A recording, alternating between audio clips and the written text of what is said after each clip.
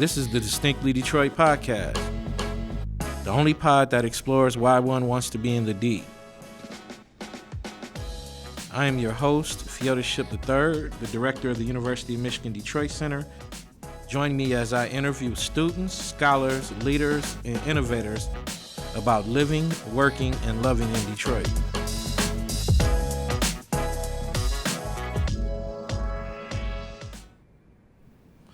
Hello, and welcome to the Distinctly Detroit podcast, the only pod that explores why one wants to be in the D.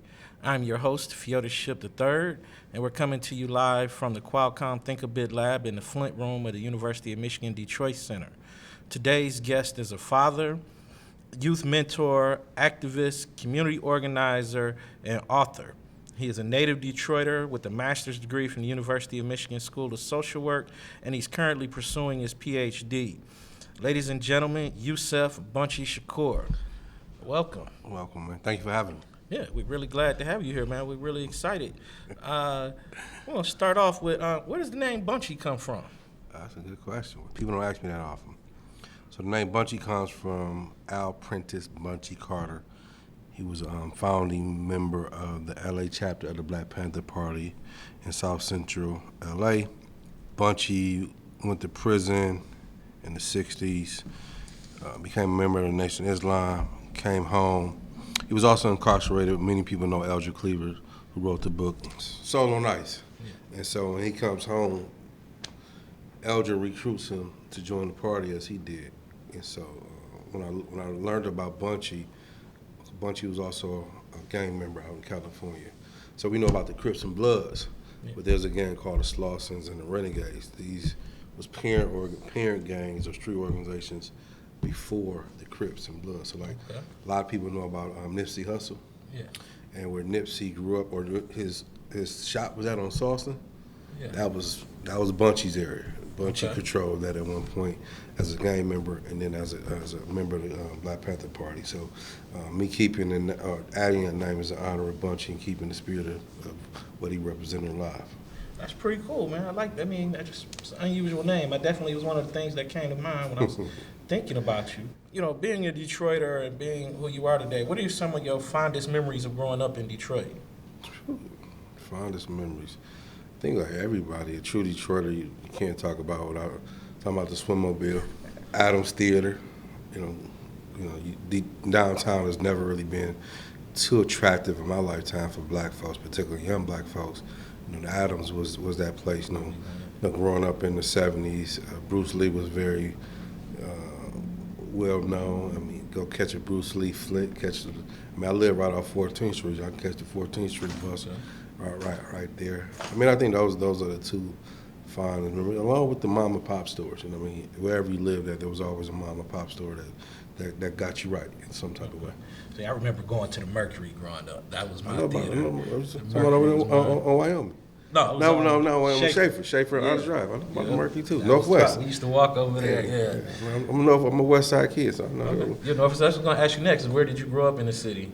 Predominantly in Zone 8, 14 Ferry Park, but pretty much all West Side. I was actually born in, what's the hospital right there on Outer Drive? Grace.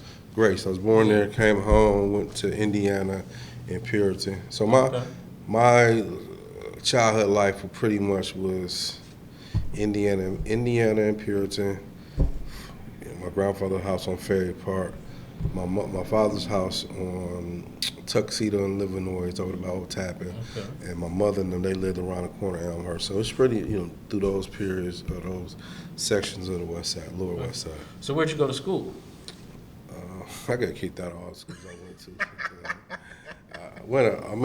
You grow up Detroit, you grew up poor, single mother. There's a lot of moving, living with different folks. So.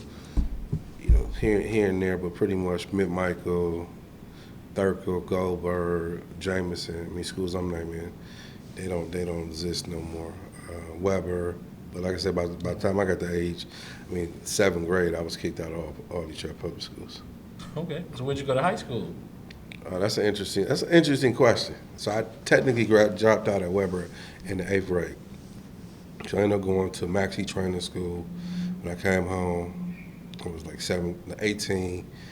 And before going to Maxie Training School, I ended up going up to Northwestern, which is in my neighborhood right down the street. So I go up there to enroll. Before I enroll, we get into this big gang fight. So I got kicked out before I can even enroll in the school. They're like, "No, you good. We don't want you here."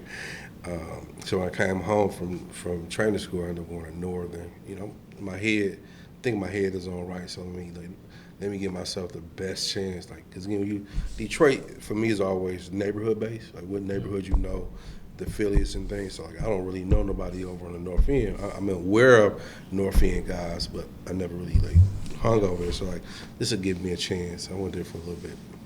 You talked about a little bit about moving around the city and having some challenges in education in school, getting kicked out or whatever. Now you are very much involved in the community and community development and activism. What are some of the people that have influenced you to become a community leader? You are asked the first: Bunchy Carter, Fred Hampton, George Jackson, Huey Newton, Malcolm X. Radical folks, revolutionaries, black nationalists, people you don't hear about. Nat Turner, Demar Vesey, Gabriel Prosser.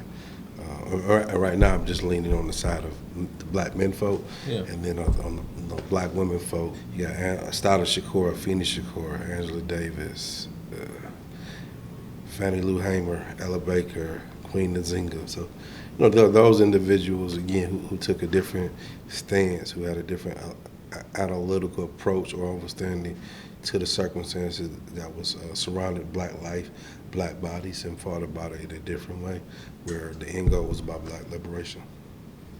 So were there any, what we would call maybe regular people in your life, day-to-day folks who aren't necessarily famous or wrote books? When you grow up, me growing up,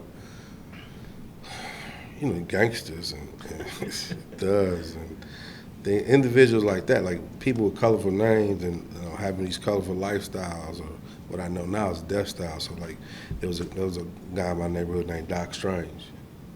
Doc Strange was the leader of a gang in my neighborhood called the Gangster Flins, and there was a gang in my neighborhood close to my neighborhood called the Boys Town. So growing up early on, I gravitated to those individuals, because of not having a father, but not having a stable community. It didn't allow me to really dig deep and see, a lot of things. If you push me, obvious my grandfather. He was the rock of my life, but at that time he was very old, in his 80s. My great uncle, he was very strict. You had those strict individuals. You don't like them, but once you get older, you can appreciate the things that they did. I remember because we lived in a two-family flat. My great uncle lived downstairs. We lived upstairs. Going down there, eat breakfast with him, and he having coins. Just the way he moved, it was just different. Even think about my grandmother, the way she moved and handled things.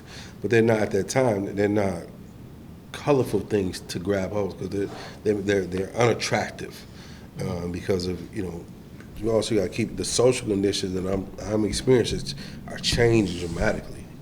Life is no longer going at this slow beat. The beat is going up in terms of, because it's the era when crack cocaine is coming in, which is changing the landscape of Detroit.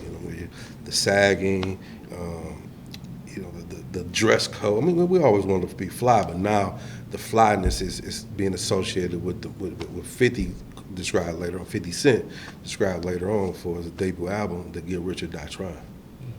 Okay. Something you touched upon that just struck me as interesting, because I was reading some comments from Deion Sanders, who's taken over as a coach at a historically black university. Jackson and he State. was saying that, times have changed, and that back when he was coming up, you were an athlete, the gangsters and, the gangsters neighborhood would take care of you and keep you away from stuff. So you touched on, your influence. Were the people, was it similar like that for you? Were they trying to push you away or guide you, or were they trying to bring you in to what they were doing? It wasn't necessarily trying to bring me in, but the fact that you're exposed to it, you want to do what they do. My mother reminded me, the guys, they would go get a trash. The old back in the day, you had the steel aluminum trash cans. Yeah. Me being a little shorty, they would go get the trash can and put me in the trash can and put the bricks on the trash can, and I would have to fight my way out the trash can. And when I fought my way out of the trash can, I got the bricks and chased them down the street and throwing them. I'm like, this is the ritual. This is the gladiator type of school that you exposed to. I mean, like, again, I'm coming up in the shadow of YBI. Like, YBI is not necessarily in my neighborhood, but we're not too close from it. Everybody on that part of in the drug trafficking is affiliated. So when I come outside, you got the gas station right on Ferry Park and 14th. I mean, they selling more heroin out of there than the pharmacy at the pharmacy store. I go around the corner on Hughes Terry and 14th, same thing. And I remember going over my best friend at the time, Marty. His father, he dibbled in selling drugs, and he also was a drug user. And he shows us how to operate a rifle one night. Just again, as a rites of passage, if anything happens, and it's blowing my mind. But I don't know how to question it. But this is what you're exposed to at an early age. But I didn't want to go buy a rifle the next day. However, and this is where I hate to make this comparison, but it's just to do it to be significant in my point where black boys are being socially raped. Like, my innocence is being snatched from me.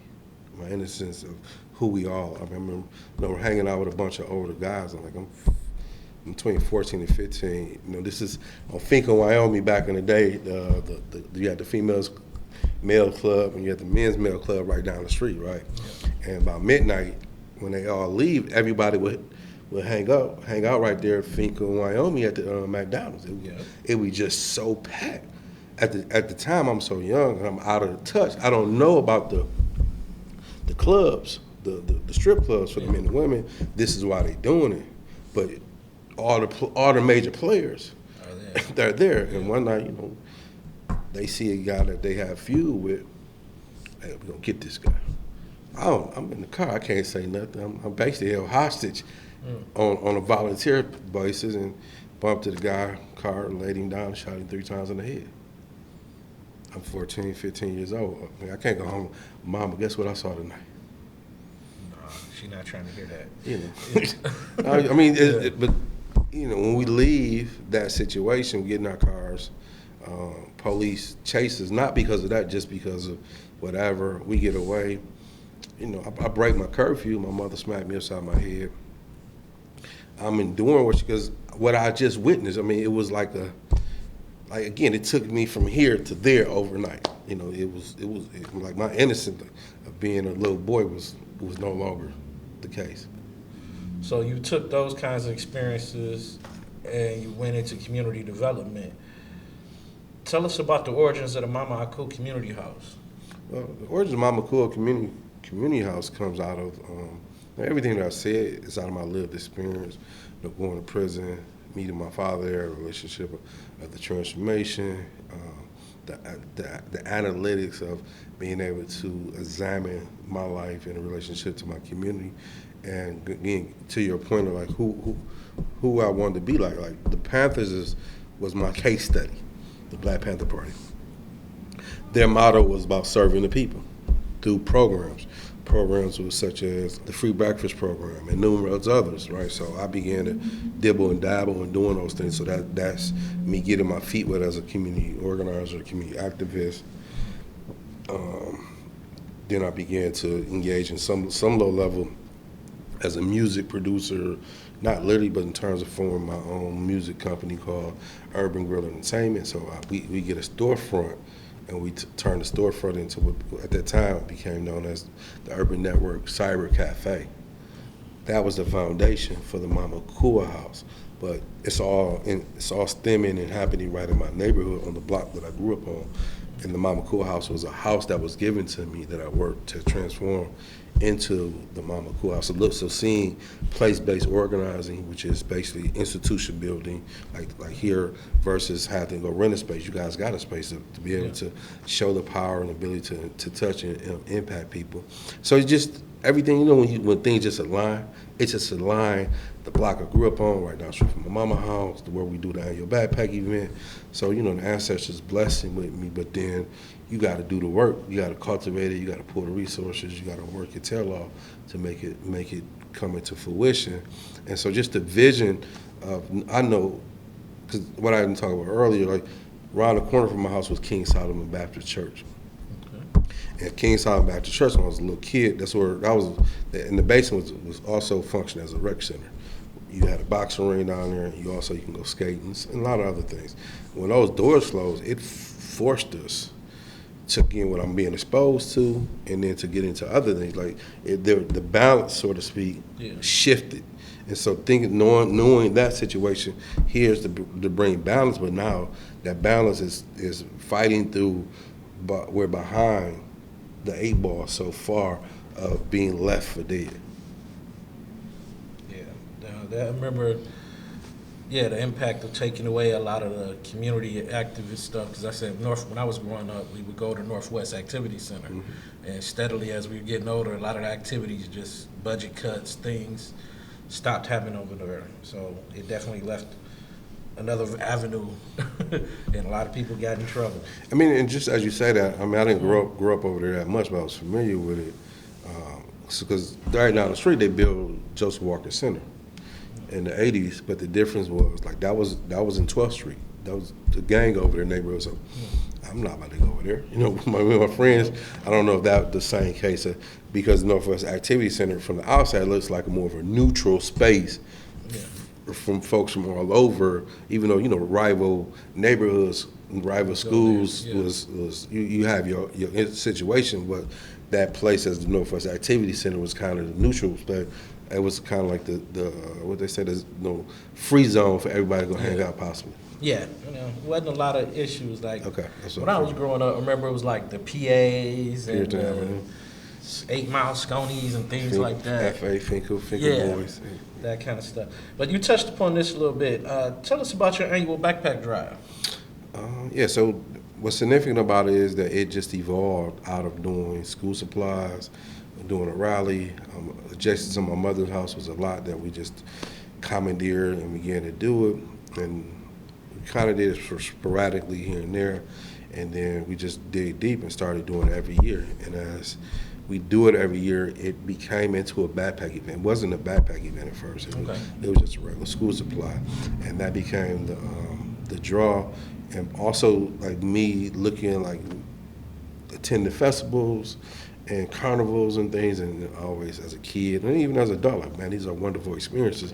And knowing, again, when I referenced, like, people are being buried alive in their communities, this event was to reawaken their humanity, creating a space of hope and love. I remember, because each step of that was that a step, like doing the event, adding the backpacks, going from just doing hot dogs to doing hot dogs and everybody getting a free meal, adding live entertainment, all the things that you would get if you came downtown. We're bringing that all to the block, and also being careful in the language that we use in describing the type of events that we do. So instead of calling it a block party, we call it a neighborhood festival. And being intentional in that is because, you say a block party, you might get a different type of crowd coming out there. And all that's part of the process, but people have taken the ideal and duplicated it, which I'm not mad at all, but don't necessarily have the same tenacity or the same relationship to the community, because you doing that type of event in the community, all elements from the community is coming, and if you're not in touch with those elements, you're not able to address them in a way to have them bend, not break, but bend, to be flexible, to respect what's going on. And that's been the beautiful thing about it, where a lot of the homeboys who sold dope stopped selling dope in that day. A lot of the homeboys who got kids didn't necessarily, they did family outings, but here's a chance I can do a family outing right in my neighborhood. You seeing them with their little girlfriends, and we minimize those things, but those are the cornerstones of building a family. It's a cornerstone of feeling good about yourself, and then more importantly, when you're seeing so much destruction in one area, that's what you expect. So now to see hope, now to see positivity, it balanced it out. Now, did it change everything overnight? No, but it gave people something to think about. It, man, this is where they do the backpacks. Let's go around the corner cell, though. We ain't going to do it right here. Yeah. You know, that's how we intervene, and began to help shift the culture. Shift the culture. Yeah. Sounds pretty good. So, question that leads out of that is, you're doing the things for youth, you're setting examples. What are your hopes for Detroit's youth? Well, my hope is not necessarily for Detroit youth. My hope is for Detroiters as a whole, in particular black Detroiters. And I make that point because, again, from an African perspective, we don't break up our families. You know, we deal with them as a whole. We don't say put the elders over here, we put the children over, we put the parents over there. Even though each has their own set of problems. But it's within the framework of black life and black bodies, right? And figuring out how to solve those problems, we're working together. So the vision is the ability to improve the quality of our communities, which will help improve the quality of life of who we are, to be able to have confidence in who we are. Like, poverty was never an excuse to behave poorly. Poverty was every reason to love each other, to believe in each other. You know, fundamentally, getting back to that, it's very hard because, in my opinion, you know, you get overexposed to information, you get overexposed to social status and things. I think it tears out the foundation of the person and the community, where you got people just scattered, just trying to do things, you know, running to be an organizer when they have not been paired, running to be an activist, talking loud. But, you know, fundamentally, you have not built no programs, you have not built anything that's tangible to the community. And the worst thing that you can do to a hopeless people is to give them false hope. So you just do the backpack thing as one component of the overall program. Absolutely, and within that framework, again, there's different social dynamics. You know, different social dynamics that's facing black women. There's different social dynamics that's facing black men, that's facing black children. But within the umbrella of the backpack, we're serving them all. You know, because and through that process, like through the backpack, we're not giving nobody any money, literally. However, it's an economic relief. You know, I mean, fundamentally, we are aware that majority of our households in Detroit are ran by single mothers, mostly black women. And we know mothers, they sacrifice more than anybody for their children, right? So here's an opportunity. You know, if you got 3-4 kids and you got 3-4 backpacks, that maybe come up to $60. You know, she can go. That's extra money to do whatever. Or during that day, you know, she hasn't had a chance to go out and listen to her music. You know, here's a chance to just kick your feet up. Like, I've been doing it this is our 15th year. My youngest son is 17, so he's been doing it pretty much all his life. He's been going every year. I remember one particular year, when you hosting something, everybody wants you. Come here, let me talk to you. And before I know it, I'm all over the place while we setting up. I'm like, where my damn son at? But then I realized he's in this community. He's doing what kids do. There's a basketball. Let me go play basketball. There's a bouncy house. I mean, he's running from different events, and it showed me like this was the goal. You know, we blocked out the street, and he can come out, and not only he and other kids, and just be a kid. And at the end of the day, hey mom, I had fun. Hey dad, and you kind of worry, but then the worry goes away. Like, this is what community is. And sometimes we talk about peace, but we got to show what peace looks like. We got to show what community looks like for folks to take a hold of that and take it back to their community. In the community, one of the things that I've found and heard interesting about Detroit is that, you know, Detroit is a place that has a very bad literacy rate. Like 30% of the city reads at a high school level. One of the things you've seen, your whole vibe is on an intellectual level, and something in the research we were looking through for you was like learning something you're involved in is the Black Organic Intellectual. Mm-hmm. Can you tell me more about that? Yeah, before I answer that, I think so. The thing about illiteracy, right? It's true, and it's always been true in the black community because they prevented us from reading, right? They prevented us from getting a certain education. But what's not talked about, our great grandfathers, even though they was functioning literate, they made a life out of it. It didn't prohibit them to doing what they had to do. It didn't prohibit them to raising children to go on to be educated. So I'm not upholding the thing around literacy as a good thing, but for black folks, right? We took a bad thing and made it good because we had a moral education.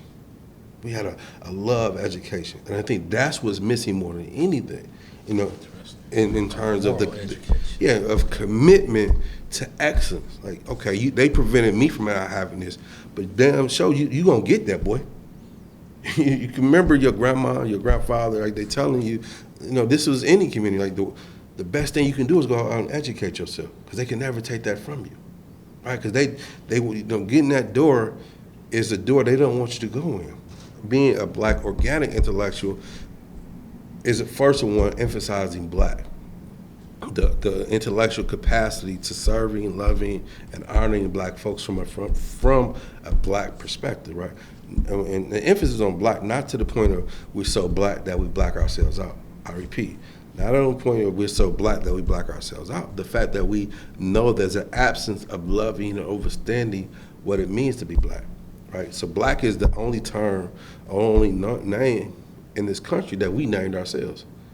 Negroes, they gave to us. Colored folks, they gave to us. Even African Americans, they gave to us. Black was what we defined and said this is who we are. In contrast, into all the other things that actually, even in African America, as an African American, it devalued us because once again we didn't name ourselves that. W. Du Bois taught us that was a contradiction within itself, because you can't truly be American because you was never supported or loved as American. You can't, as an African, we have not fully went back and healed and embraced that because we don't know what that is. So that's where he's saying the contradiction in the two. So being able to understand that, so I think it all ties together. Because when you look at, like, going back to the Black Panther Party, there was guys that couldn't read, but they knew they could recite the 10-point platform of the Black Panther Party. So it's something about that installed in it. But also again, once you became a member, so if I ask you something about the Black Panther Party, I'm pretty sure first thing you talk about the guns. Like, there was some Negroes with guns, but we don't know that to be a member, or once you became a member, you had to read twice, at least 2 hours a day. Okay. They had what was called political education class, where, they're teaching their members. You had, whether it was reading Mao Zedong, Red Book, or Franz Fanon, Wretched of the Earth, or the obvious Malcolm X autobiography. And some people who, if you wasn't there by time, a year, 2 years later, you definitely was there, because this was all part of it. So bring the conversation full circle. If you can inspire someone, they'll overcome whatever deficit that they have in their life. And one of those deficits could be illiteracy.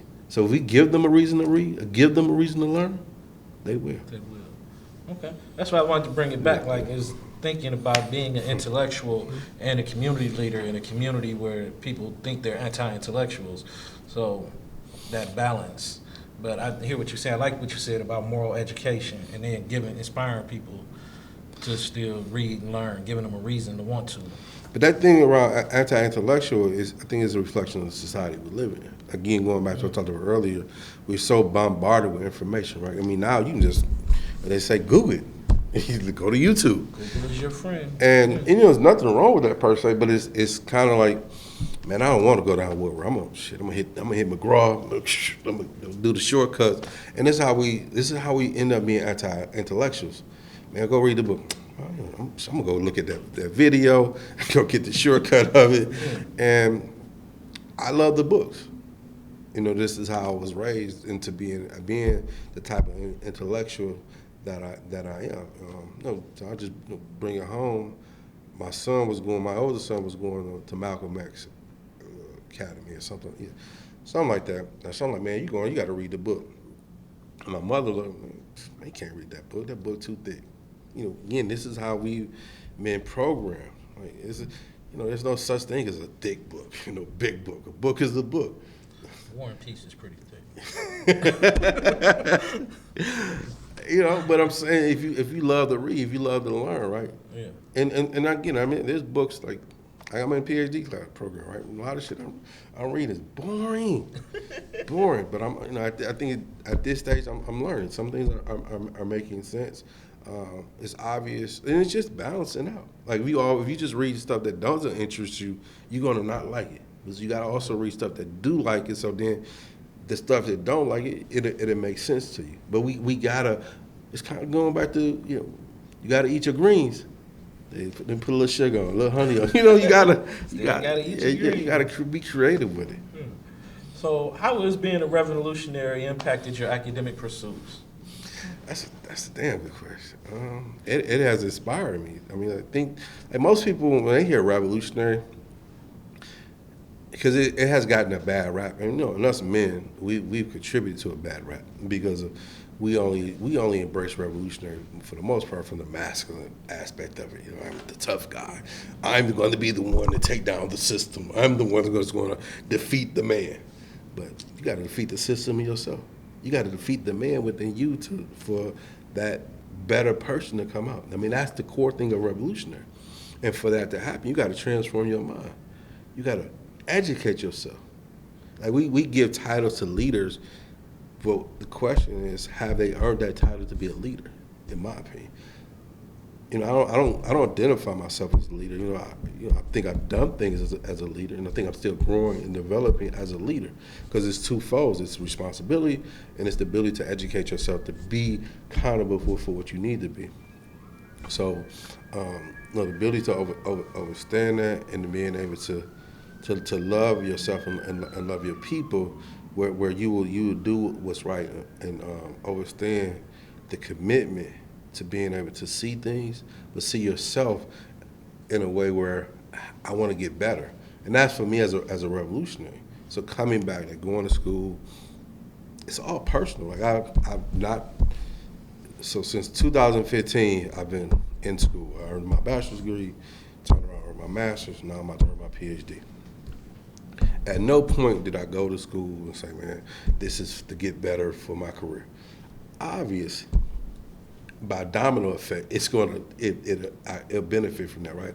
But it was a personal commitment to myself, like personally to want to learn, personally want to get better, but also be in an environment to have those intellectual conversations with other people, white, black, green, men, women from across the country, where we agreeing, disagreeing. I mean, like that's the greatest climax for me. Okay. So you kind of ahead, but that's what I was going to ask you next was, how do you see your PhD helping you with your goals, your aspirations? So in my PhD, I'm majoring in public policy and social change. Social change, I could talk about that in my sleep. I think I'm pretty good on that. Public policy, it's a challenge. So I needed to say something that was challenging. Again, I think the level of work that we do, I mean, people always policy, and I think it's good. I think it's important, but I think people don't understand the grassroots perspective, the everyday folks, and how to use their voices. So looking to try to marry those two, and so, but also always going back to as a black organic intellectual. So like I just ordered a book, I got it yesterday, around black psychology, and I skipped and I was reading one of the chapters. It's called about black liberation psychology, and basically they said it's a black liberation psychology where these individuals who use the psychology for a black liberation perspective, right? So I started Googling, like, so where's the black liberation social worker? And it's the term, it doesn't exist. So like, okay, that's what we're gonna be. We're gonna create that term. We're gonna be black liberation social workers. Or again, you're committing yourself to a certain way of how to do this work. And so everything that I've gained and will gain educationally is about serving black people and other people as well. Wow.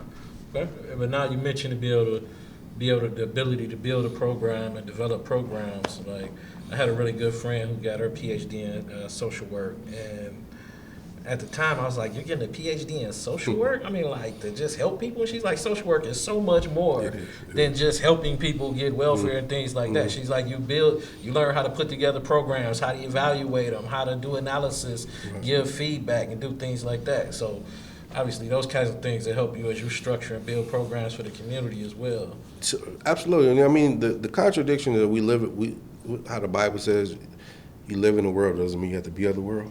So you apply that phrase, we live in a world that we have to function in, right? You know, my ideals are in conflict with the world. When I mean the world, this society, those who run the society. But fundamentally, I just can't go off the grid. I can't. So I have to figure out how to take care of myself. So my point in that is, to your friend's point is, no longer am I just putting myself in a position of sitting behind a desk working, putting myself in a position of being executive director. You know, only doing because being able to do all those things, also making those decisions. And the thing is, too many of us get overlooked or underlooked, one, because we don't have the credentials, but sometimes we're chasing the credentials for the wrong reasons. So again, if you have your values, if you have your commitment in place, when you get the credentials, everything else will work itself out. Or even if you don't get it that way, you take the route out there. I built my own institution. I made myself my own director of my institution, so I don't need nobody to come in and stamp me that. You know, it adds to my resume.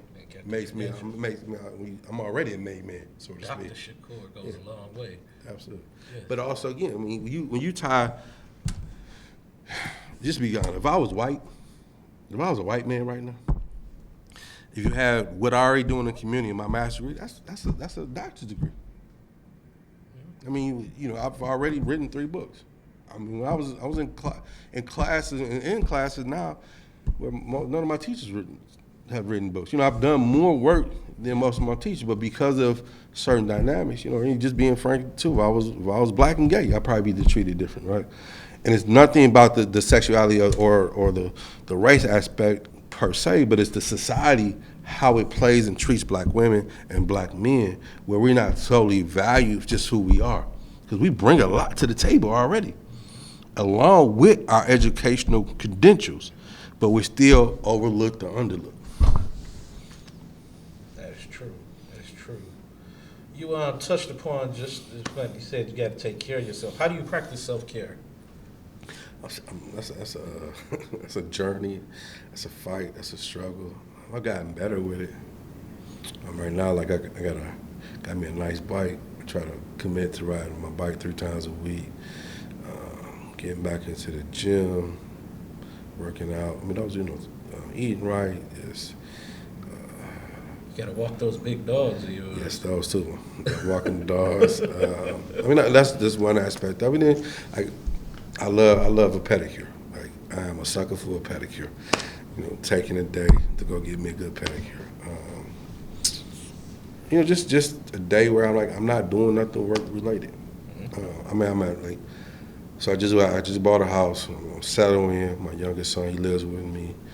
So, you know, looking at life through those lens. You know, he's in 11th grade. You know, that time is about to close up real fast. So graduating.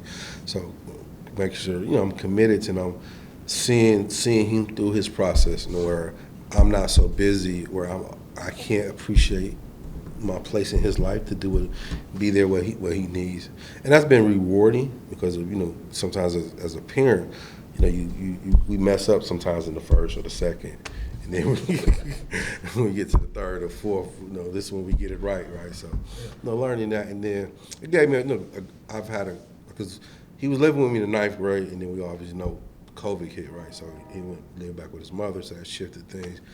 So and that was the slowly process of what it took, and we lived in like a 1-bed apartment at that time, where we made it. Now it's us and the dogs in a 3-bedroom house and things. So making sure, like, hey, food is cooked, you're going grocery shopping. I mean, just the things that as men we take for granted that women do seamlessly. Of being able to hold things down. You know, he's getting most kids, they're athletic, so he's involved in sports. So making sure, again, my day is free to not competing what he has to do. He's number one. I mean, and so and I'm not saying fathers don't do that, right? But we just do it from a different level. Different perspective. Right, but now it's on the other side, the intensity again. I mean, just going grocery shopping. Like, I don't know, I mean, most men, like, that's a job. It's a job in itself. Going grocery shopping, then come home and, you know, cooking. And again, boys like to eat. Yes. You know, make sure there's enough in the refrigerator. Yeah. Eat more than you like, than you want to cook. That's for sure. And it's, you know, and that's just a different level of living, right? And I think that's to the point of self-care is, particular, you know, black folks and other non-white people our lives are so oppressed that we forget how to live. Because one, we haven't lived. We've been surviving. And so living, we again, the same thing. Like, if I came here, I've had a great day today. Why are you talking white? I'm not talking white. Just how I want to talk today, right? And so we think we associate with living is like being like white folks. It's not. Everybody desires or should want to have, like, I have a car, even though I have a car on it, but when I drive, I don't have to worry about it breaking down on me. Yeah. I have a house that's, I don't have a mortgage on it, but I don't have to worry about certain things, right? And I get it as a privilege that I've earned, and everybody don't have that same privilege, but we all should. Because that's all we all desire, fundamentally, at the end of the day, to be able to live in peace, to be able to come home to a house that I call my own, to be able to get in my car and I go out the street and I don't have to worry about it breaking. I mean, that's the best self-care that you can have, because you have a security in yourself that it removes a certain level of pressure off of you. Yeah, with some Maslow's hierarchy of needs. Absolutely. I want to get up there. So just something that just came to mind is thought. You're a U of M alum, grad school and all of that. 2 times. Yeah, 2 times. Okay, go blue. Would you let your son go to U of M? Yeah, of course. However,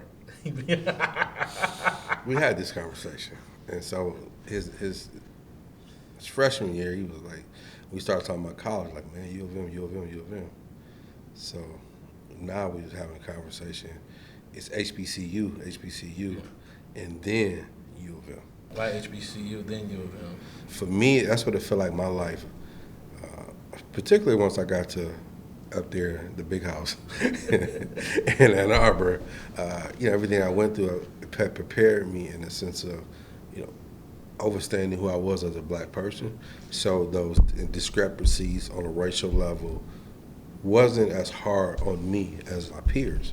I mean, a lot of my peers was a lot younger than me, so this is like for them their first real lived experience. And then, you're being protected, and you rightfully so, you should be protected. But now you're in this white environment, and your protection is gone. And you developing your critical analysis, and as you develop your critical analysis, like, oh, this racism, this, it's everything you're learning, you're seeing, it's manifesting itself. Right, and not to say that you won't go through the same struggles and challenges at HBU, but it will be a different, right? Yeah. And so by the time you get there, I would like to think and hope that you better prepare. Some folks I've talked who've kind of went that route, they've said that, right?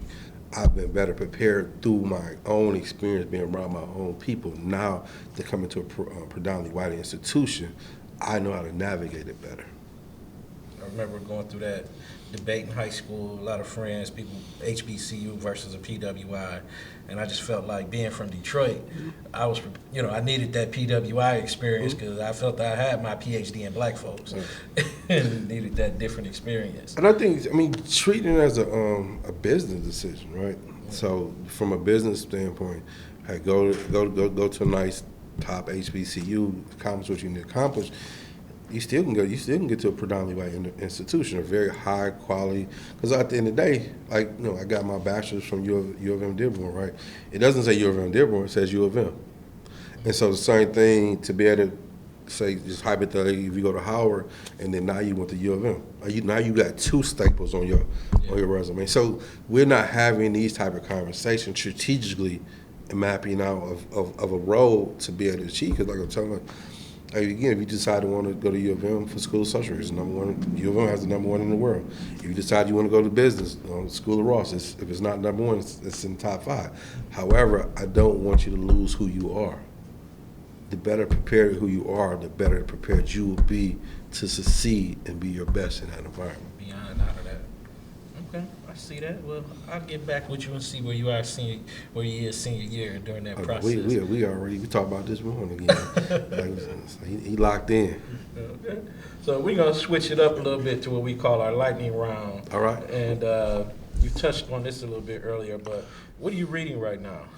What I'm reading right now? That's a good question. So for the most part, I've just been reading a lot of different articles for school. Rhetorical analysis, metaphorical analysis, ethics and social justice, What else what's the other class? Oh, political analysis, stakeholders. Yeah, very boring stuff. But it's good. Before I stopped, I was rereading the autobiography of Cody Scott, The Life of an LA Gang Member, Monster. Yeah, who just died. We read that. Yeah, I don't know if you know he died this year. Died recently, yeah. He died in June. Yeah. So I was rereading that because I Didn't wanted they make a movie about that with Jamie Foxx? No, that was Tukey. Okay. Tukey. Okay. Show. Yeah. What are you listening to? What I'm listening to. Pods, music. Music wise, so when I'm riding my bike and working out, I'm listening to Tupac all day. I got albums, so when I'm at home cleaning things, I got from Jill Scott Heron to Isley Brothers, Earth, Wind & Fire, some Malcolm X. Depends on Miles Davis speeches, so it depends on what my mood is. But one of my favorite artists is Gregory Porter. What's your favorite restaurant in Detroit? I'm gonna say City Wings. And when you go out socially, what is your favorite place to hang out or socialize in the city? The Griot down the street. And if a friend of yours was coming in from out of town to visit the city, what would something you would tell them they had to do while they were here? Make sure you see the neighborhoods, man. You know, see the real Detroit, not just Midtown, downtown, or Courtown. See the real city. Yeah. And then last question is, where can we find you? Where can you find me? You always find me in Zone 8. Besides that, on Facebook, Yusef Bunchy Shakur. I got a Twitter handle, but I don't use Twitter that much. But obviously, I'm on Instagram too. But I mean, I think I'm probably one of the most easiest guys to find in the city of Detroit. Okay. Just Google my name, my email address comes up, and my direct phone number comes up. Okay, cool. Any last thoughts for our audience? Last thoughts, man. This is about Detroit, right? So, yes, sir. For me, it's always making a distinction of Detroit and this black Detroit, and that's the thing I'm really want to hone in on, because most of it, again, we all like the Detroit that we know. It's always been a black Detroit, right? And the importance of making that distinction because of what it means to be a black person in a city where they're always undervalued and who we are, and the history of who we are is always being misconstrued, and so to be able to acknowledge that in that way helps us see, like now we have a white mayor, and whether other people stand on it. For me, and it's not I'm not against him because he's white. I'm against him because you look at the practice and the policies. But if we don't understand the history of being black and our commitment to being black, then we allow individuals like that to come in and do what they do. Like I've said in the past, like I'm gonna move to Livonia and run for mayor. Exactly. We laugh, right? It's a joke. But you know the biggest joke? He moved from Livonia to Detroit and ran for mayor and won and about to win again. So that speaks to our value of being black, but also, again, you can be a white person of black Detroit and being of that experience. And being of the experience, it helps you understand the culture, and hopefully it will give you the practice of how to serve black people. But when you just move in somewhere from somewhere else, and because of your privilege and your social status, it puts you in a position to win a write-in on your first election, which is ridiculously hard to do. So I think fundamentally, we're at a crossroad, and at a crossroad, like we have to stop. Like Grace Lee Boggs and her husband Jimmy is like the leaders that we're looking for. It's right here, it's us, but we have to get to the point of having conversation. What are the values that's governing how we operate? So one of the things I've been trying to tell people or suggest, instead of saying, "Hey man, I'm trying to find like-minded people," let's find like-value people. Like tonight, like today, when you guys show this, I'm like, man, I like that brother. That brother saying some things I'm saying, but you interview me the next time, I may not say some stuff and folks would like me. So then from there, they went from liking me to disliking me. But if we're dealing with values, you're looking beneath or beyond the physical or the surface stuff. Because again, you can not like me, but we can still work together. Because we have a value relationship that's predicated on something that's deeper. But fundamentally now, if I violated your house, violated things that you really love, then that's a different conversation. Like, you try to sleep with my woman, You done something to my children, ain't no time for no conversation. But you ain't done like that. Everything else is workable. And I think we don't do enough of that around the work that we do. Also, Detroit is at a crossroads where you have this class struggle. Well, we know the poor folks, they so poor, they can't afford the OR. They poor, they ain't poor.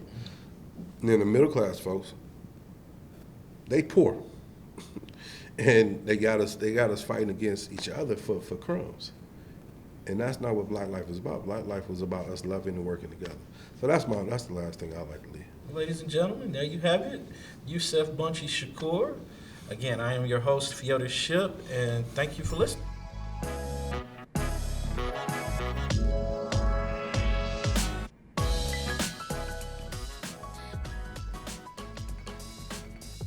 Thank you for listening to the DDP.